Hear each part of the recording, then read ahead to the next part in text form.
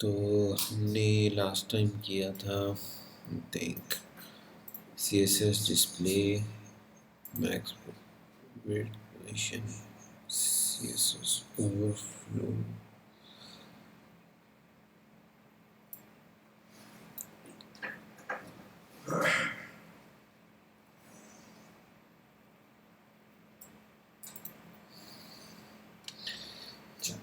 मुझे जहाँ तक याद है हमने CSS डिस्प्ले तक किया था। अच्छा, जिसके अंदर हमने पढ़ा था कि हम चीज़ों को हाइड और शो किस तरह करवा सकते हैं और किसी एलिमेंट को ब्लॉक लेवल या इनलाइन एलिमेंट कैसे बना सकते हैं। अच्छा,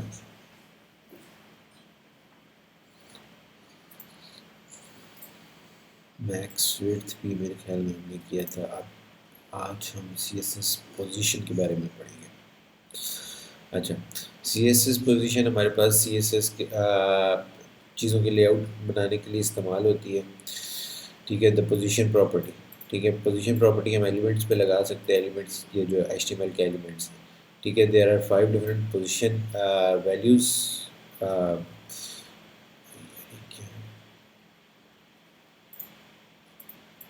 अच्छा, the position property specify the type of position method that are used in elements। ठीक है, हमारे पास 5 प्रॉपर्टीज़ क्या हैं? स्टैटिक, रिलेटिव, फिक्स, एब्सोल्यूट और स्टिकी। ठीक है, the element are then position using top bottom left right properties. However these properties will not work unless the position property.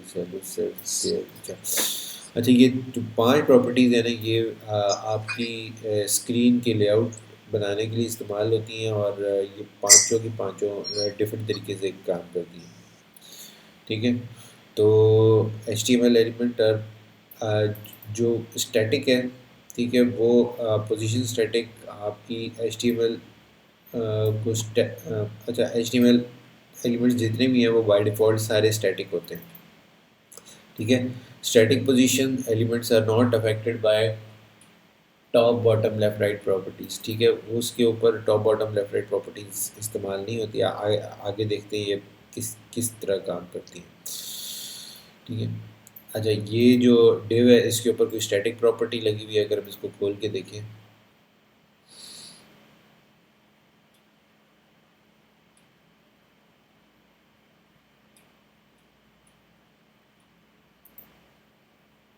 ठीक है, यहाँ पर इसकी एक पोजीशन स्टैटिक प्रॉपर्टी है, लेकिन अगर हम इससे हटा दें तो बाय डिफ़ॉल्ट स्टैटिक प्रॉपर्टी होती है। देखिए, मैंने सेंड चेक किया और हटाया तो बाय डिफ़ॉल्ट हमारी प्रॉपर्टी जो होती है वो स्टैटिक ही होती है।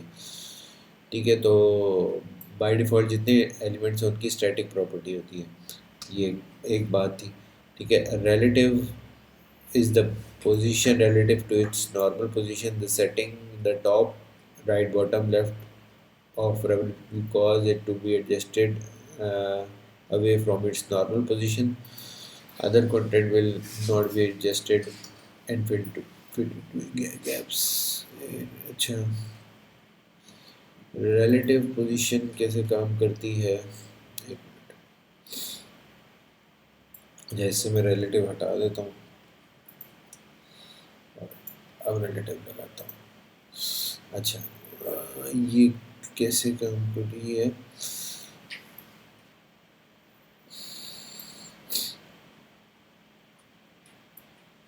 अच्छा, ये रिलेटिव टू बॉडी काम कर रही है, जिसमें इन्होंने अभी जिस तरह बताया कि हमारे पास क्या होता है, लेफ़्ट, राइट, टॉप और बॉटम, ये काम करना शुरू कर देते हैं।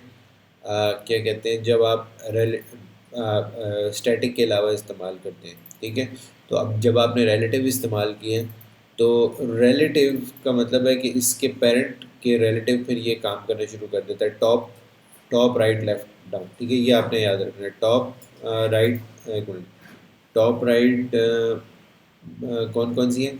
टॉप, बॉटम, लेफ्ट, राइट, ये 4 प्रॉपर्टीज़ हैं जो कि पोजीशन के साथ इस्तेमाल होती हैं। ठीक है, स्टैटिक के अंदर इस्तेमाल नहीं होती, बाकी रिलेटिव, फिक्स, एब्सोल्यूट और मेरे ख्याल में स्टिकी के अंदर इस्तेमाल होती है। अभी फ़िलहाल रिलेटिव रिलेटिव क्या करता है, अपने से जो पेरेंट होता है ना, अब रिलेटिव जिस तरह इसका नाम है उसी तरह ही काम करता है। अपने रिलेटिव का मतलब है कि ये अपने पेरेंट को पकड़ता है और उसके अगेंस्ट फिर ये काम करना शुरू करता है। अब फॉर एग्ज़ाम्पल यहाँ पर आपने एक क्लास लगाई है रिलेटिव और उस पे आप ये इस्तेमाल करना चाह रहे हैं, ठीक है। यहाँ क्लास का कुछ भी नाम हो सकता है।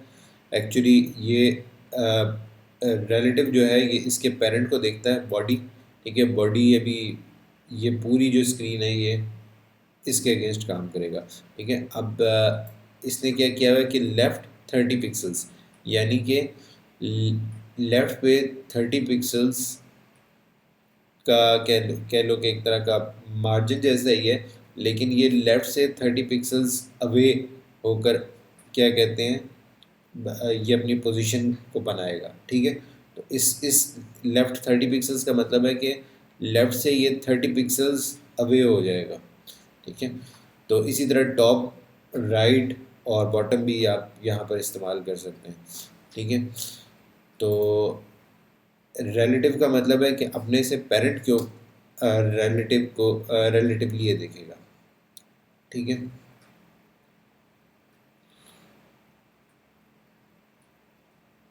फिक्स्ड, अच्छा, फिक्स्ड क्या करता है, the element position fix is position relative to the viewport. Viewport हम कहते हैं कि जिस चीज़ में आपकी चीज़ रेंडर होती है। अब हमारी चीज़ अभी ये जो वेबसाइट हमने W3 स्कूल्स की खोली हुई है, इसमें व्यू पोर्ट क्या है, ये सॉरी ये यहाँ से लेकर इधर तक जितना आपको चीज़ नज़र आ रही है ना, वो व्यू पोर्ट है, ठीक है, ठीक है। व्यू पोर्ट आप याद करें, जिस चीज़ जो आपकी एप्लीकेशन है उसके अंदर जो चीज़ रेंडर होती है, उसके अंदर जो सामने चीज़ नज़र आ रही है उसको हम व्यू पोर्ट कहते हैं, जिससे आप अपनी एप्लीकेशन को देख सकते हैं, ठीक है। उतने हिस्से को व्यू पोर्ट कहते हैं, ठीक है। तो which means it will stay in the same place even when scrolled. अच्छा, तो अब जब ये व्यू पोर्ट के लिए काम करता है तो व्यू पोर्ट में आपकी ये जो नीचे वाला हिस्सा है और ये जो ऊपर वाला हिस्सा है ये काउंट नहीं होता, ठीक है। बेशक ये पेज का हिस्सा है, लेकिन फिक्स पोजीशन क्या करती है, फिक्स पोजीशन सिर्फ आपके व्यू पोर्ट पे रहती है। व्यू पोर्ट यानी कि जो आपको स्क्रीन अभी नज़र आ रही है। अब ये देखो, ये जो चीज़ है, ये देखो मैं ये इंस्पेक्ट एलिमेंट ऊपर कर रहा हूँ, अभी हमारा व्यू पोर्ट कितना है, यहाँ से लेकर यहाँ तक। हालांकि स्क्रीन हमारी बड़ी है, नीचे भी है ऊपर भी है, लेकिन व्यू पोर्ट का मतलब होता है कि जितना अभी करंटली हमें सामने नज़र आ रहा है इतना हिस्सा, ठीक है। ये हमारा व्यू पोर्ट है, यानी कि जिससे हम एप्लीकेशन को इंटरेक्ट कर रहे हैं, ठीक है। जिस तरह अब मोबाइल स्क्रीन है उसमें छोटा व्यू पोर्ट होता है, थोड़ी बड़ी स्क्रीन होगी बड़ा व्यू पोर्ट है। व्यू पोर्ट का मतलब है कि जितना हमें अभी नज़र आ रहा है एप्लीकेशन को, ठीक है, इस्तेमाल करने के लिए सिर्फ उतना स्क्रीन का हिस्सा वो यहाँ से लेकर यहाँ तक है। तो फिक्स पोजीशन आपकी क्या करती है, व्यू आपकी जो एलिमेंट है उसको एक तो फिक्स कर देती है, और क्या कहते हैं वो जो व्यू पोर्ट है सिर्फ उसी के हिसाब से वो काम करता है। अब इसकी एग्जांपल यहाँ पर अगर देखें कि उन्होंने ये भी दी हुई है, ये जो डिव है ये उन्होंने फिक्स्ड की हुई है, ठीक है। और जब इन्होंने फिक्स कर दिया तो इन्होंने इसका हम ज़रा इंस्पेक्ट एलिमेंट कर लेते हैं, ठीक है। यहाँ पे इन्होंने क्या दिया हुआ है इसको, बॉटम ज़ीरो और राइट ज़ीरो, यानी बॉटम ज़ीरो और राइट ज़ीरो पोजीशन इन्होंने दी हुई है इसको।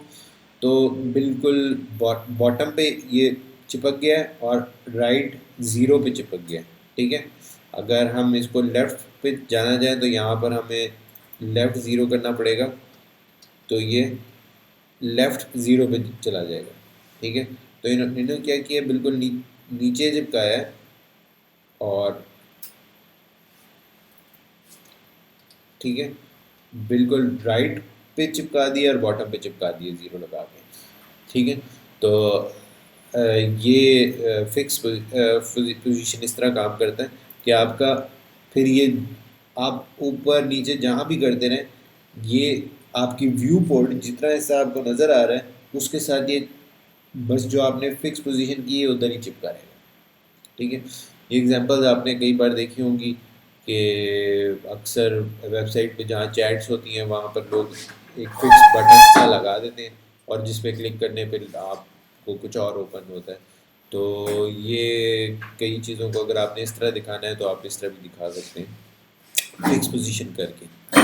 ठीक है, पहले हमने देखा स्टैटिक। स्टैटिक हमारे जितने एलिमेंट्स हैं वो सारे बाय डिफ़ॉल्ट स्टैटिक होते हैं। Relative, relative to the parent.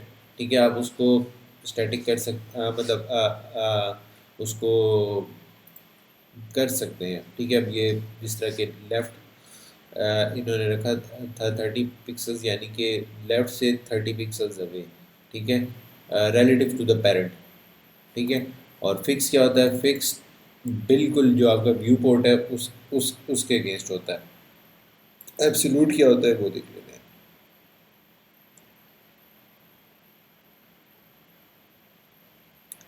An element with position absolute is position relative to the nearest positioned ancestor instead of position relative to relative to the viewport like fixed. However, if an absolute position element has no position ancestor, it uses the document body and moves along the page scrolling.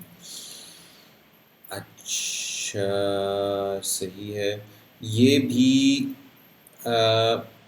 Fixed की तरह ही काम करता है।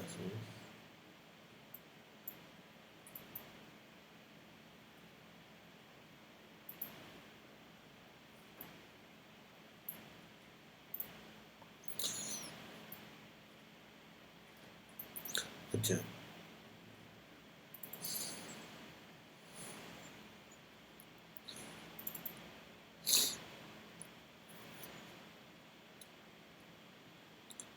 अच्छा, यहाँ पर देखें दो डिव्स बनाई हुई हैं। ठीक है, एक डिव ये वाली और एक डिव इसके अंदर। ठीक है, पहली वाली डिव को इसने रिलेटिव रखा हुआ है। ठीक है, तो रिलेटिव टू जो पेज है उसके उसके काम कर रहा है। अच्छा, एब्सोल्यूट की केस में यहाँ पे जो इसका नियरेस्ट पेरेंट होता है ना उसके अगेंस्ट ये चलता है। अब इसका नियरेस्ट पेरेंट क्या है? ये रिलेटिव रिलेटिव। ठीक है, अब इसके अगेंस्ट इसने क्या किया है? इसने राइट को ज़ीरो कर दिया है तो बिल्कुल राइट पे ही चिपक गया है। ठीक है, और क्या कहते हैं, टॉप इसने 80 पिक्सल रखा है, यानी कि टॉप से ये 80 पिक्सल के फासले पे नीचे है।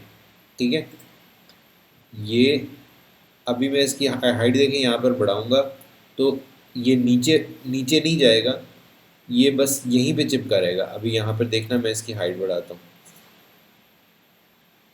मैंने 800 पिक्सल्स इसकी हाइट कर दी है इससे पेरेंट की, लेकिन ये यहीं पे रहा है बिकॉज क्योंकि ये टॉप से चिपका हुआ था।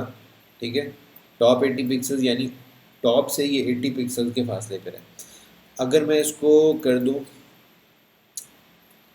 बॉटम 20 पिक्सल्स, तो अब ये नीचे से 20 पिक्सल्स के फासले पे है, यानी कि अब ये नीचे से चिपका हुआ है। ठीक है, ठीक है, एक तो राइट से चिपका हुआ है और एक बॉटम से चिपका हुआ है इस वाली डिव के। ठीक है, अगर मैं इसके पेरेंट डिव को मैं 500 पिक्सल्स कर देता हूँ तो ये साथ उसके नीचे जाएगा, बिकॉज क्योंकि मैंने इसको अटैच ही बॉटम से किया था। ठीक है, तो एब्सोल्यूट पोजीशन क्या काम करती है? इस जो भी एलिमेंट है उसके पेरेंट के अगेंस्ट वो जो भी आप पोजीशन इस्तेमाल कर रहे हो उस हिसाब से चलेगी।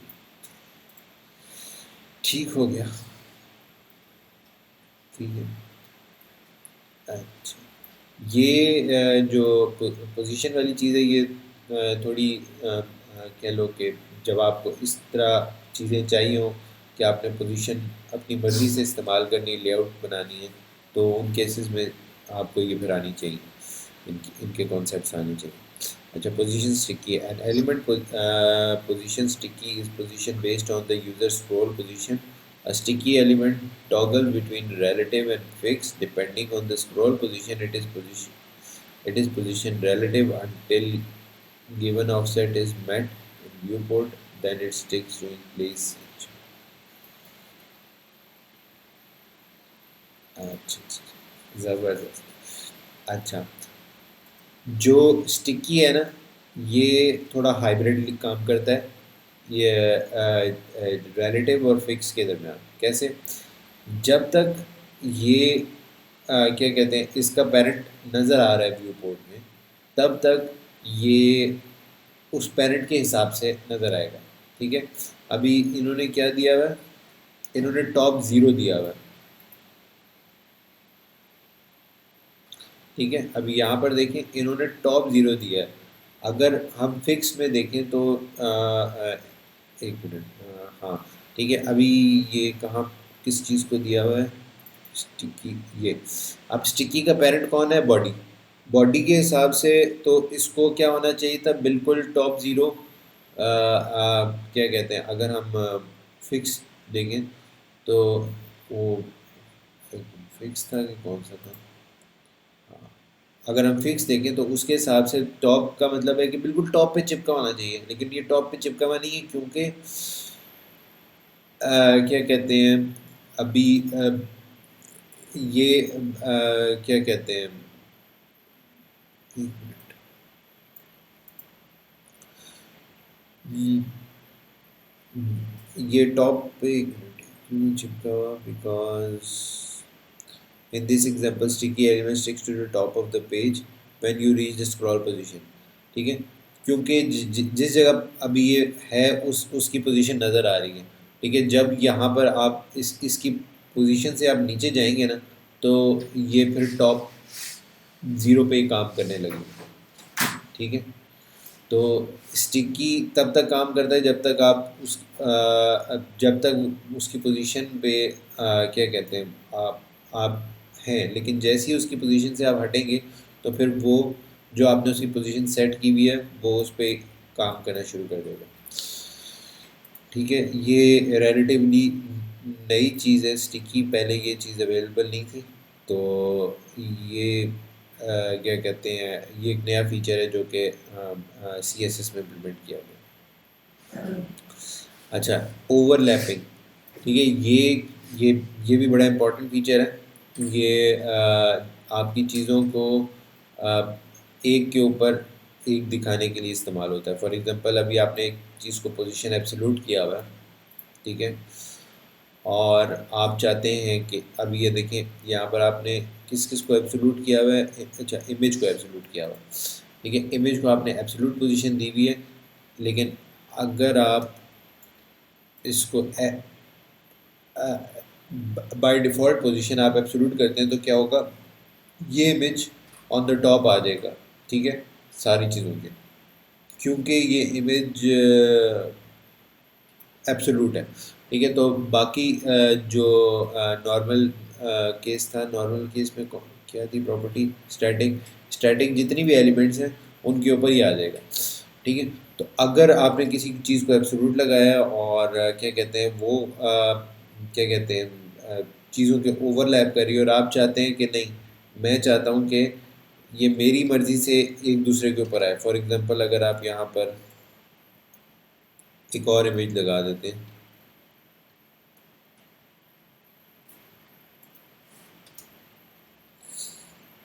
और नेट से सर्च करते हैं गूगल।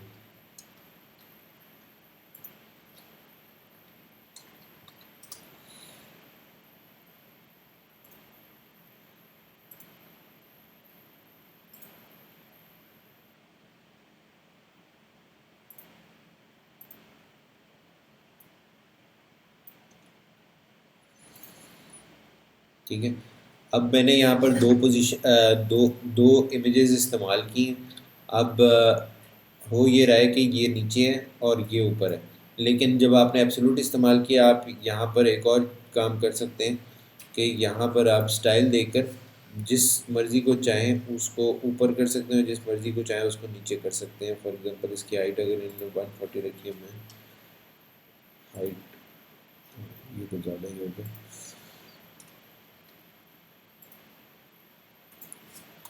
170 कर देता हूँ। ठीक है, अब 170 से भी थोड़ा बढ़ा के मैं इसकी 190 कर देता हूँ।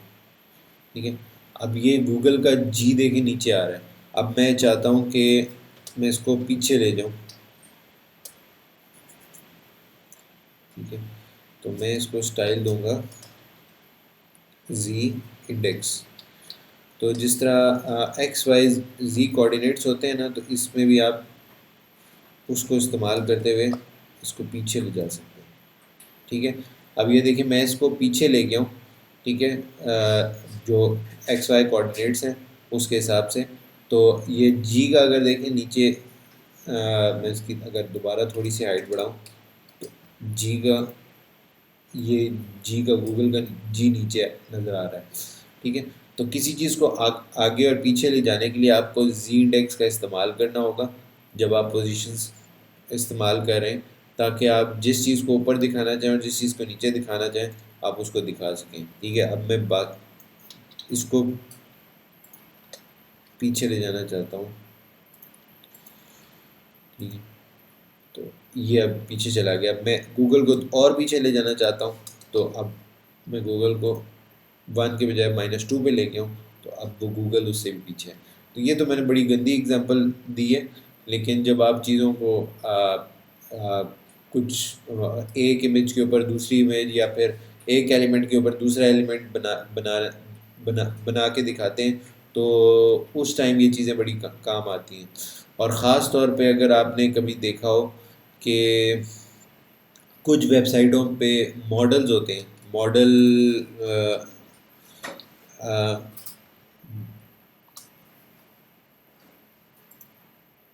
ठीक है, तो उन जगहों पे ये बड़ा हेल्प आउट करता है। फॉर एग्जांपल ये मॉडल देखा है आपने। ठीक है, तो ये काम करता है। अब अगर एक और मॉडल आप खोलते हैं, ठीक है, वो आपने इसके ऊपर दिखाना है, तो उस टाइम पे जी इंडेक्स आपको हेल्प आउट करता है कि आपने एक के ऊपर दूसरा मॉडल किस जी इंडेक्स पे दिखाना है, आगे दिखाना है, पीछे दिखाना है। ठीक है, तो ये जो मॉडल्स होते हैं, इनमें ये चीज़ बड़ी ज़्यादा इस्तेमाल होती है।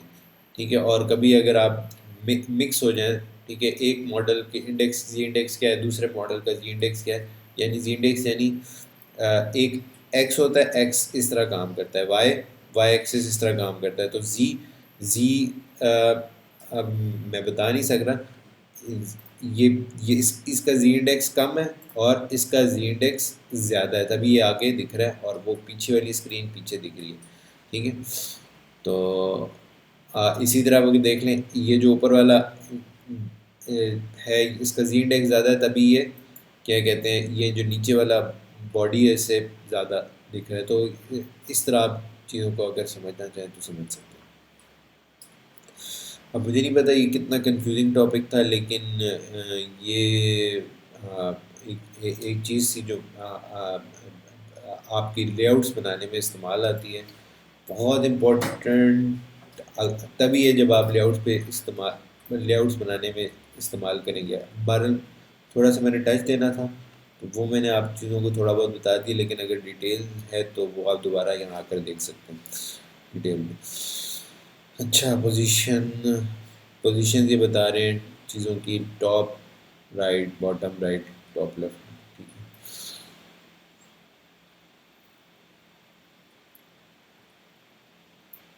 टॉप लेफ्ट पोजीशन इन्होंने लगाई है। ठीक है, टॉप लेफ्ट इन्होंने किसको कहा है? अच्छा, टॉप लेफ्ट है कि इन्होंने एक डिव के अंदर टॉप लेफ्ट की क्लास लगाई है, उसमें टॉप लेफ्ट लिखा हुआ है। टॉप लेफ्ट में है, ये एग्जांपल्स है अगर आपने कभी देखना हो। अच्छा, ये कवर हो गया। CSS ओवरफ्लो, हाँ ये भी बहुत इम्पोर्टेंट है। CSS ओवरफ्लो कह सकते हैं कि बिल्कुल इस तरह काम करता है जिस तरह स्क्रॉल। अब आपकी स्क्रीन का व्यू पोर्ट जो जिस तरह मैंने बताया था वो इतना है। ठीक है, जितना जितना आपकी स्क्रीन है, मोबाइल में छोटा है, छोटी पिक्सल्स वाली डिवाइस है तो उसमें छोटा व्यू पोर्ट है, बड़ी पिक्सल्स वाली डिवाइस है तो उसमें बड़ा व्यू पोर्ट है। तो व्यू पोर्ट है, और व्यू पोर्ट से बड़ा अगर पेज हो तो क्या होता है, स्क्रॉल आ जाता है, ताकि आप व्यू पोर्ट को नीचे कर सकें और आप नीचे वाली रेंडर्ड बॉडी देख सकें। ठीक है, तो ओवरफ्लो भी इसी तरह काम करता है। आप अपना एक क्या कहते हैं, एलिमेंट है, ठीक है, उसको आप असाइन कर देते हैं कि भाई तुम्हारी वेड्थ और हाइट इतनी है। ठीक है। जब विड्थ और हाइट इतनी है तो उसके अंदर जो टेक्स्ट है वो तो ऑफ कोर्स क्या होगा, एक मिनट है।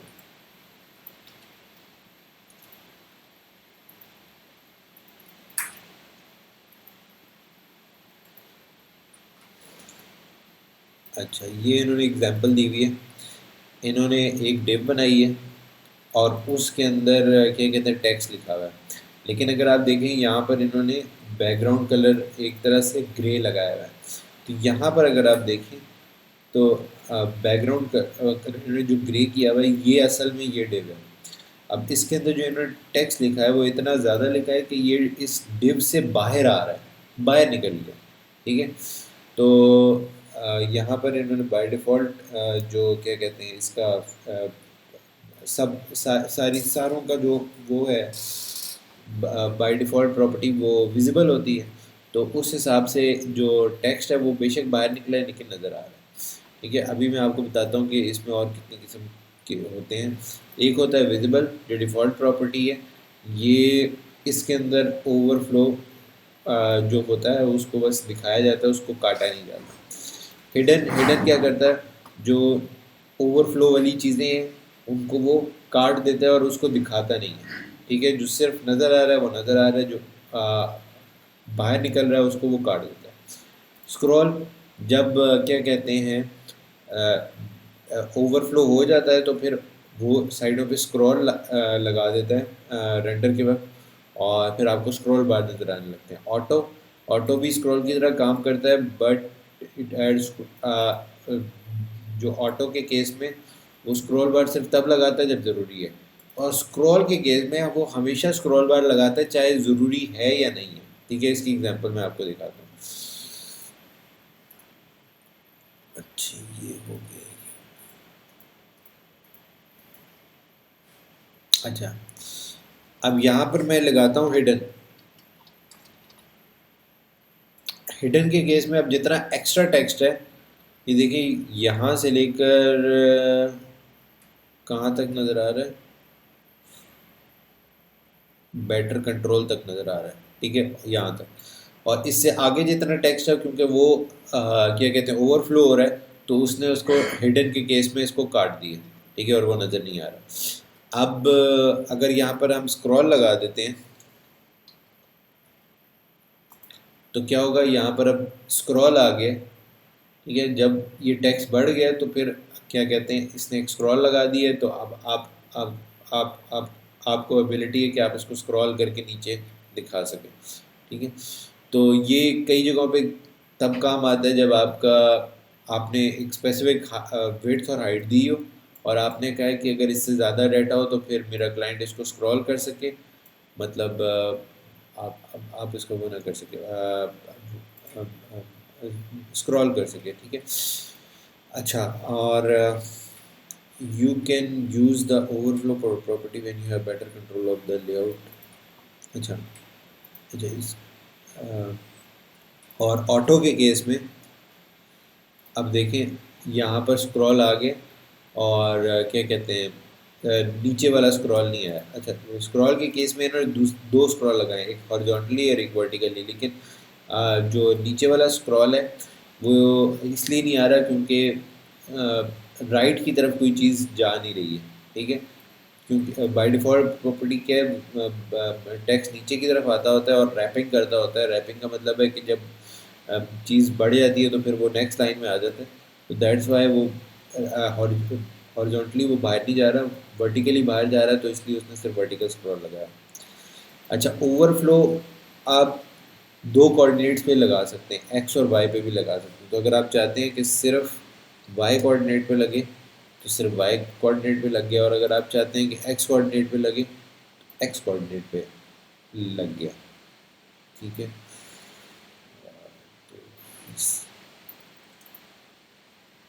तो ठीक हो गया।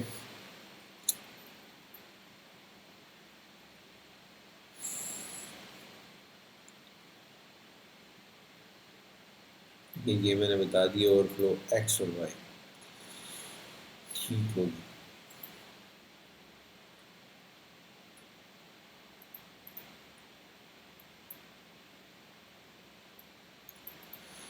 अच्छा, CSS float and CSS clear. The CSS float property specify how element should float. The CSS clear property specify which element can float beside the clear element and on which side. The float property is used for positioning, formatting, content. Example, let an image float to the text of the container. The float property can have one of the values left, right, none inherited. It is simple. It is simplest. In its simplest use, the float property can use the wrapping text around it. अच्छा,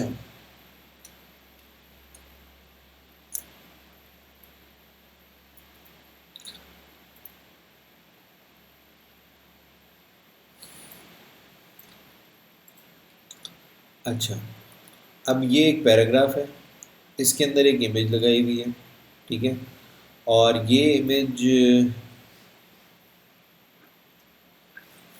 देखिए ये paragraph यहाँ से start होता है, तो क्या कहते हैं, ये इमेज जो है वो क्या कहते हैं बिल्कुल स्टार्टिंग पेज में लगाई हुई वहीं पे आ रही है।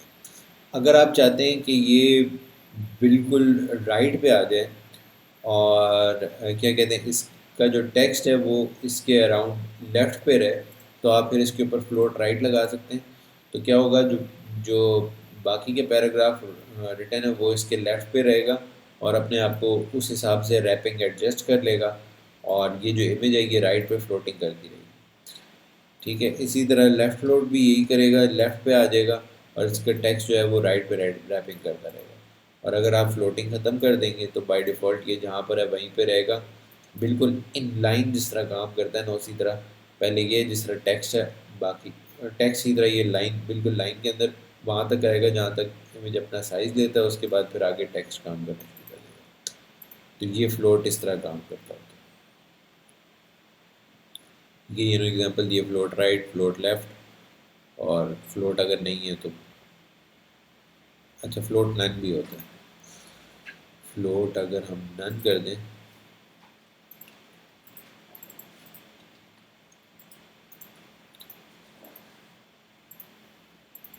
तो बाय डिफ़ॉल्ट नन नहीं होता है मेरे ख्याल में। अच्छा,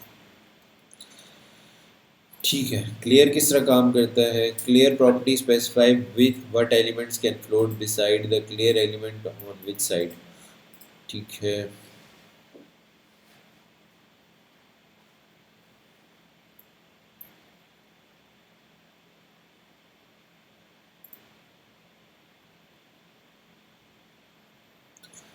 note div2 is after div1 and HTML in the HTML code. However, since the div1 floats on the left side, the text in the div flows around the div1.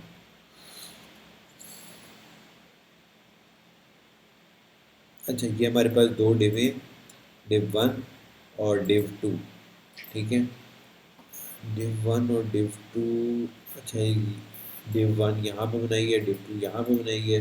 div1 को इन्होंने float left दिया हुआ है, ठीक है, और इस पे div1 कौन सी है, इसको हम ब्लू कर देते हैं ताकि हमें नज़र आए।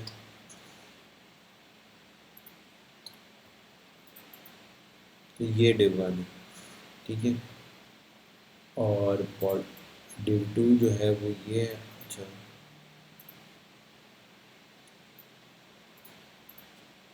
div1 div2 div1 की, अच्छा ये किया हुआ है, फ्लोट लेफ्ट किया हुआ है।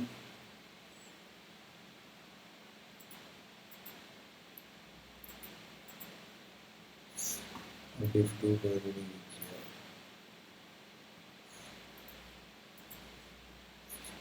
है। The most common way to use clear property is after you have used a float property on an element. When clearing float, you should match the clear to float. If an element is floated to the left, then you should clear it to the left. Your floated element will continue to float, but the clear element will appear below. अच्छा अच्छा अच्छा,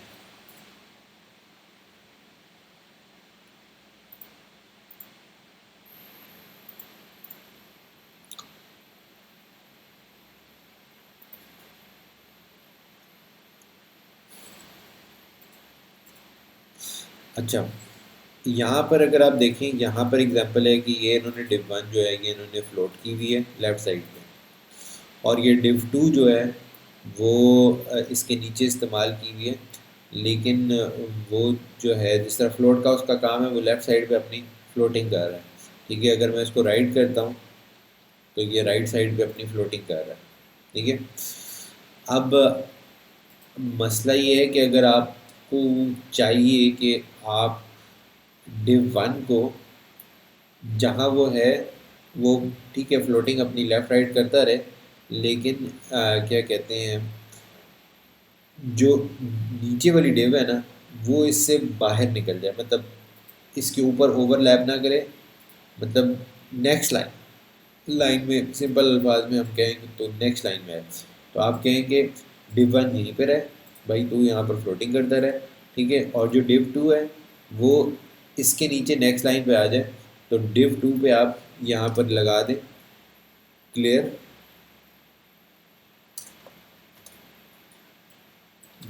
right.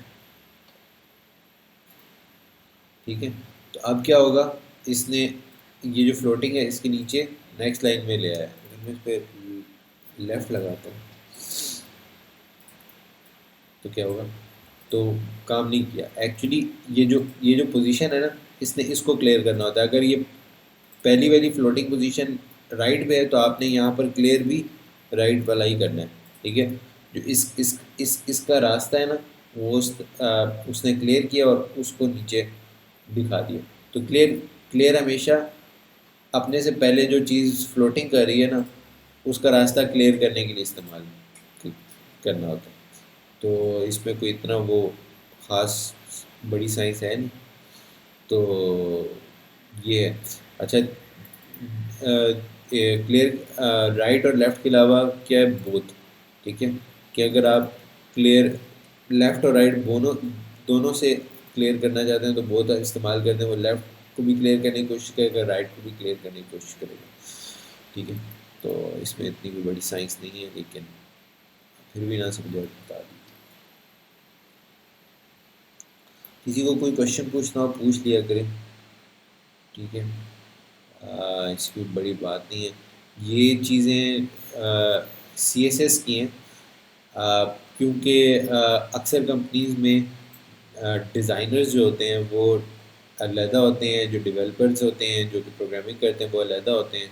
तो इस layout को संभालने के लिए थोड़ी सी कह लो कि एक और किस्म का टेक्निकल दिमाग होता है कि आपकी चीज़ें साफ़ सुथरी रहें, खूबसूरत रहें। ठीक है, यूआई अच्छी रहे। तो अक्सर डेवलपर इतने अच्छे डिज़ाइनर्स नहीं होते, तो दैट्स वाई कुछ कंपनीज अलहदा रखती हैं जो कि सिर्फ डिज़ाइन पे काम करती हैं। तो इसीलिए हम लोग क्या करते हैं, हम लोग बने बनाए कुछ टेम्पलेट्स होते हैं वेबसाइट्स के या वेब ऐप्स के, तो हम वही उठाते हैं ताकि हमें इतनी ज़्यादा डिज़ाइनिंग ना करनी पड़े। ठीक है, और हम ज़्यादा फोकस अपना डेवलपमेंट पे रखते हैं, जो मेजर हम कह सकते हैं फंक्शनल काम होता है हम वो सिर्फ करते हैं। नॉन फंक्शनल चीज़ों पे हम इतना ध्यान नहीं देते, लेकिन ये इतना ही इम्पोर्टेंट है क्योंकि अगर आपने क्लाइंट को बेहतर तरीके से चीज़ दिखानी है तो आपको स्टाइलिंग भी अच्छी आनी चाहिए।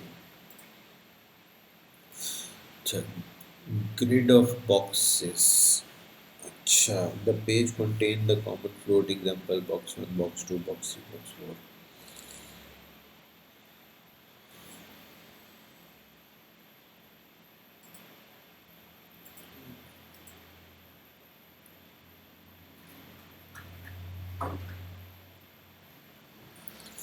ये भाई मैं कवर नहीं कराऊंगा क्योंकि इसमें कोई ऐसी बात थी नहीं टेक्निकल, लेकिन ये कुछ दिखाना चाह रहे थे तो मैं डिज़ाइनर खुद भी नहीं हूँ, तो ये मैं सिर्फ चीज़ों के वो बताऊंगा कॉन्सेप्ट्स, और इसके अगर किसी ने खुद अगर डीप डाइव करना है तो वो कर सकता है।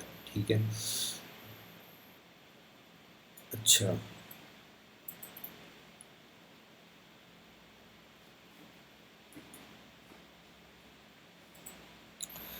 the the display inline block value compared to the display inline, the major difference is that display inline block allows to set the width and height on the element. अच्छा, also with the display like both top bottom margin padding are respected, but with display inline they are not. Compared to display block, the major difference is that display inline block does not add a line break after the element, so that element gets sits next to the element.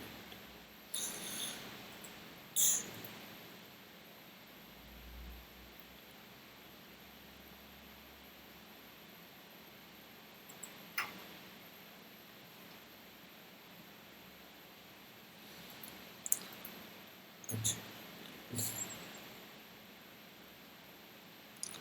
अच्छा, display inline और display inline block में फ़र्क ये है कि display inline हम पहले पढ़ चुके हैं। इनलाइन क्या था, जो कि लाइन के अंदर काम करता है।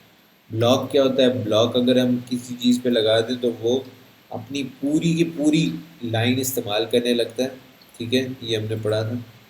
ठीक है, अब ये देखो मैंने इसके साथ ब्लॉक लगा दिया है ए डिव, ये भी ए एक स्पैन ए है और ये भी एक स्पैन जिसके साथ ए लगा हुआ है। तो अब ये मैंने इसके साथ ब्लॉक लगाया है, दोनों अपनी अपनी अलहदा लाइन का इस्तेमाल कर रहे हैं। लेकिन अगर मैं इसके साथ इन लाइन लगाता हूँ तो ये क्या करते थे, ये अपनी लाइन के अंदर जिस तरह बाकी टेक्स्ट है उसकी तरह काम कर रहे हैं, इन लाइन। ठीक है, अब इन लाइन ब्लॉक के अंदर क्या आपको मिलता है, इन लाइन ब्लॉक के अंदर एक्चुअली जो चीज़ है वो एक तो ये कि इन्होंने बताया कि जो आपकी पैडिंग है वो रिस्पेक्ट की जाती है। The top and bottom margin and padding are respected but display inline और नॉट। ठीक है, डिस्प्ले इन लाइन ब्लॉक के अंदर आपकी जो टॉप और बॉटम की मार्जिन हैं उसका ख्याल रखा जाता है। ठीक है, और जबकि इन लाइन के अंदर देखें टॉप का कोई ख्याल नहीं रखा कि टॉप कहाँ से स्टार्ट हो रहा है कहाँ पर ख़त्म हो रहा है। ठीक है, जो कि आपको इन लाइन ब्लॉक के अंदर ये फैसिलिटी दी जाएगी। ठीक है, अगर आपने कोई इमेज लगाई है, कोई और एलिमेंट लगाया, कोई डिव लगाया है, ठीक है, तो वो इन लाइन भी आएगा। लेकिन क्या कहते हैं, अब अगर इसका साइज़ आपने, ये तो 100 पिक्सल्स है, 300 पिक्सल्स भी मैं कर दूंगा ना। ठीक है, तो ये 300 पिक्सल्स तो हुआ नहीं।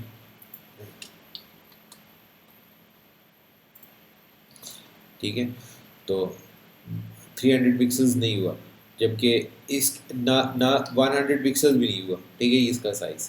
ठीक है, जबकि इसके अंदर डिस्प्ले इन लाइन ब्लॉक के अंदर एक तो आपने जो विड्थ और हाइट दी उसी के हिसाब से इसने अपनी विड्थ और हाइट इस्तेमाल की, 100 पिक्सल्स 100 पिक्सल्स।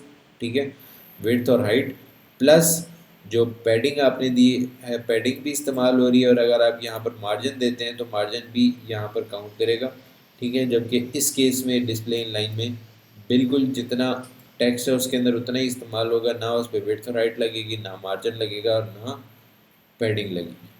ठीक है, तो डिस्प्ले इन लाइन और डिस्प्ले इन लाइन ब्लॉक में ये फ़र्क है। और ये ब्लॉक से किस तरह डिफरेंट है, ब्लॉक तो मैंने बताया वो सिंपल है, ब्लॉक हमेशा पूरी की पूरी लाइन लेता होता है। लेकिन display in line block line के अंदर रहेगा, लेकिन जितनी आपने विड्थ और हाइट दी है वो उतनी हाइट या विड्थ वो पूरी इस्तेमाल करेगा जो आपने दी है। ठीक है, जबकि ये चीज़ इन लाइन में नहीं है। ठीक है, तो ये डिस्प्ले इन लाइन ब्लॉक इस तरह इस्तेमाल होता है।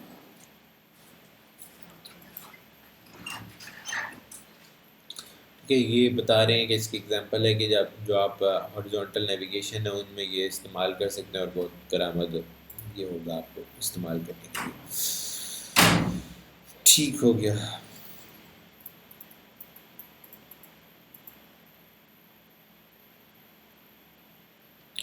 तो मेरे ख्याल में आज हमने कवर किया है positions, overflow, float, inline block.